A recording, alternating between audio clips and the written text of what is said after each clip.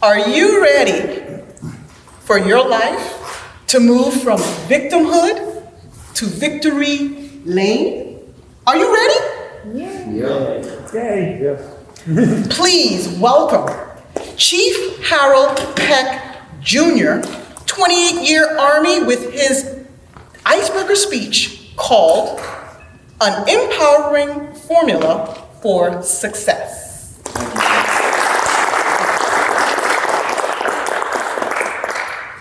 Fellow Toastmasters, DTM Nick Smith, and welcome guests.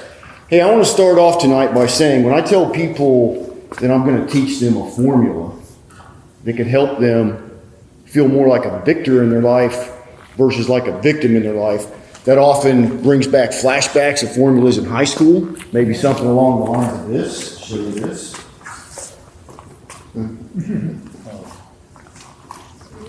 All right, some of you are sweating. All right, some of you are sweating.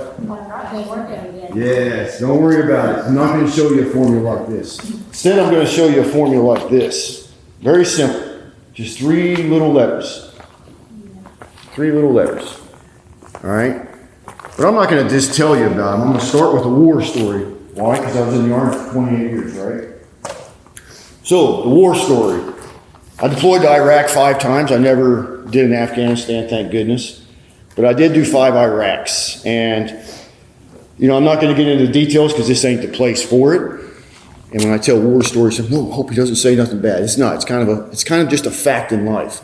And I'm also going to relate it to the civilian world as well. So it was 2008. It was my 4th deployment. Now, most deployments to Iraq, if you're not aware, at least for the Army, are about 12 months long. That's 8,760 hours. Unless it's a leap year, add 24 more. And it's very long and very hard. It's not just the stuff that happens in combat, even if you're in the PX and buying a jug of milk. It's just something about being over there that long without services, being away from your family. It's really hard. So in 2008, some of you might remember, you might not, there was this thing called Operation The Surge. It's a big thing that happened. It was all over the news. Maybe you didn't catch it. I did because I was part of it. They're like, Iraq's a big mess. We're going to send a lot more people over there. So they did. I was already there though, and I was getting ready to go home, me and my men and women. So I was in charge for about 50 people. I was a chief. That's why everybody calls me chief. Anyway, here at the end, we're getting close to going home. Everybody's getting excited, talking about the pies and kissing the wife and all those things. It's just, I can tell you, some of the best moments in my life, my hair is standing just talking about it, is coming back into the auditorium and finding my family and just seeing that. So we were getting excited to come home. I was counting the full moons. I'm like, it's 11 moons, 1 more moon to go. And here comes somebody, our boss. Hey, Chief, I got some bad news. You guys are getting extended. And that's what the surge was. It was also an extension. You heard of some men over there, men and women over there that actually did 15 months. That's ridiculous. Okay, that's just a long time. And so me being a leader, I couldn't just, tell my guys what I really felt. I had to kind of play along with the game. Say, hey, that's what happened. You signed the dotted line. We're going to get up there and do the best we can. Right? Well, I did that, but I went back to my room. I was like, damn. I was saying some things that I won't repeat here. But we did it. But I noticed during this time that there was 2 groups of people. There was a group of people that just couldn't let it go. For the next month or 2, they whined and wobbled and went to mental health and just did all kinds of rotten things to themselves. They quit on themselves. Some of them lost rank because they almost refused to work, believe it or not. They're like, I just quit. And then there was another group of people, females, males. You know what? There's not a dang thing I can do about it, really, besides go AWOL. That's not an option. I got a family at home. You know what? I'm going to take some I got a few more months here. I'm going to get a little bit more school. I'm going to go to the gym and bulk up. Maybe I'm going to trim my belly down before I see the wife. Whatever, all these things, right? Because you can plump up over there, believe it or not. They feed you pretty well. And like sometimes lobster tail and stuff. So I noticed that. And the reason for that, looking back, is because a lot of us walk around using a formula on a day-to-day basis that we don't even know. And that includes us guys right here. Remember the pandemic? Some people did really well. Some people collapsed. Okay? And the reason for that is often in life, without even knowing, And I've been guilty of this too, trust me. This formula I'm going to share with you literally saved my life in 2017. I met Jack Canfield, the guy that wrote Chicken Soup for the Soul books, after a really just dark moment in the closet. I'm going to put it that way. God really helped me out, got my butt out of there, went and saw Jack Canfield, spent a lot of money out in California, and started getting my butt back in track. I started investing in myself, like Diane mentioned in Stephen Covey's quotation. Thank you.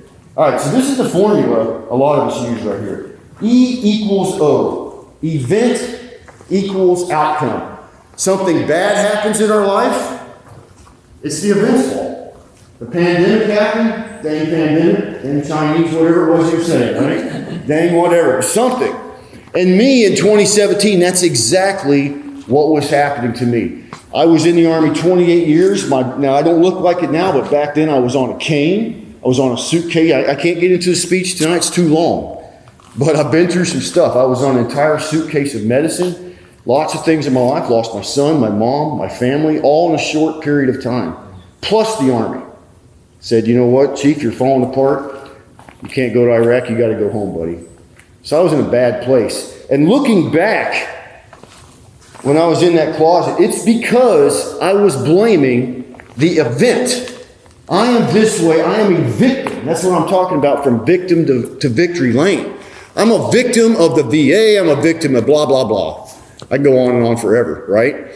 So I'm a victim of the VA, and that's why I feel like crap. That's why I'm never going to make it in this life. I'm never going to be a speaker. I wanted to be a speaker. I'm never going to do any of these things. There's no way I'll get out of this hole. And that's what happened to me. And that's what happens to a lot of us. It could be something as simple as going to the grocery store. You got a cashier that's kind of a turd bird, if you know what I mean. Maybe not the friendliest of cashiers. And we just go off. And we go home. We're like, I had a terrible day because my boss was mean, the cashier was bad. These are the events. My outcome is terrible because of them. That's the old story, guys. Let's get rid of it and flip to this one. This one I want to show you tonight. And I'm going to leave this laying out here so you can take a picture of it with your phone, because I really would like you to invest in yourself by practicing. I was wondering where the light was, okay? By practicing it, okay? It's something you've got to practice. And it's E plus R equals O. Event plus response equals outcome. Event plus response equals outcome. And the part that I want to tell you tonight, the most important part, is right here what I'm pointing at. The letter R. Response. It puts the power back in your court. It really does, because I'm telling you what, life is just a culmination of little decisions. It really is. So when you go to bed each night, without doing it or whatever, you rate your day. It was a good day, it was a bad day, you can have more and more better days if you choose to respond to all these little things that happen in your life on a daily basis. Just a quick response. You know what? I have a choice here. So you do have a choice. You do have the power. You can take it back in your court. And the more you practice this, the more you'll go to bed in the evening feeling better. That's all I've got, guys.